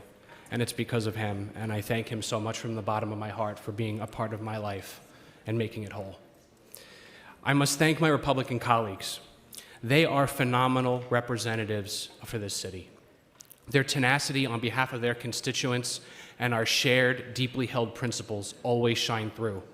From Councilmember Ariola's unwavering pursuit of justice for city workers that were wrongfully terminated during the pandemic, to Councilmember Palladino's unabashed championing of homeowners in the face of rising costs due to property taxes and mandates like Local Law 97, to Councilmember Morano's forging of bipartisan coalitions on critical health issues like support for in vitro fertilization, to Minority Whip Vernikoff, who has been a warrior across a range of issues, including the fights against anti-Semitism and radical policies deeply at odds with the values of common sense New Yorkers. To my colleagues, Councilmembers Ariola and Palladino, you are strong, you are fierce, and I have the example of your leadership before me and your dedication to our conservative values. I thank you for your leadership. I want to also thank Minority Whip Vernikoff and Councilmember Morano for their faith in me, their constant companionship and advice, and most importantly, for their treasured friendship. I could not be here without you. Now, more than ever, I believe the minority delegation has a crucial role to play in this council and in the broader body politic of the city of New York. The 19th century British statesman Benjamin Disraeli once observed that a good opposition proposes nothing and opposes everything. That has not been the position of this delegation. While we will never shrink for fighting for what we believe in, we will continue to build our relationships across the aisle in this body and with our new speaker to advance common sense legislation that will improve the lives of all New Yorkers. I also know that in our hearts, we five share a fierce dedication to the principles upon which our great nation was founded. This July 4th, we will celebrate 250 years since the birth of our country. And yet, here in New York City, the legacy of our founding generation, which is grounded in individual liberty, property rights, and the free enterprise system, is being threatened by the smothering heat of collectivism. Our new mayor outlined the stakes himself when he said New Yorkers were asking the question of whether the left can govern. We already know the answer. History has proven socialism to be a formula for tyranny, misery, and economic failure. It will not only serve to divide our city, it will obstruct any progress we can make for our 5 boroughs, because it runs counter to that most basic principle that has made our city and indeed our country great: the dignity and the freedom of individuals to pursue their own happiness. The greatness of our city stems from the vitality, the intellect, and the aspirations of the individual, and the voluntary collaboration of communities, not from the coercive power of an all-encompassing government. That is the history of the success of our country and our city, and the foundation of our future success. So in what do we believe? We believe that prosperity and liberty are built on public safety, and so we will always have the backs of our men and women in law enforcement and our first responders. We believe our nation's largest city must never forget the lessons of the 1970s financial crisis, so we must balance the budget through fiscal responsibility, not with crushing taxes that will destroy our financial base. We believe that we must educate our children to be part of the workforce of tomorrow, and at the level that will lead to their success, whether it be specialized high schools and gifted and talented seats, or STEAM programming, or the development of skilled trades. We believe that we must ease the financial burden for our middle and working class families wherever we can, and that starts by providing them with real property tax relief so that they can stay in their homes. And no, we do not believe that home ownership is a weapon for white supremacy, but rather a vital pathway to financial stability and empowerment for all New York families. We believe that we must deliver the essential services of government: infrastructure, sanitation, public safety, support for our seniors, and investments in our parks and open spaces. These are the cornerstones of quality of life. And we stand ready to work with each of you and all of our partners to achieve these worthy goals and to make great things happen for our magnificent city. Thank you.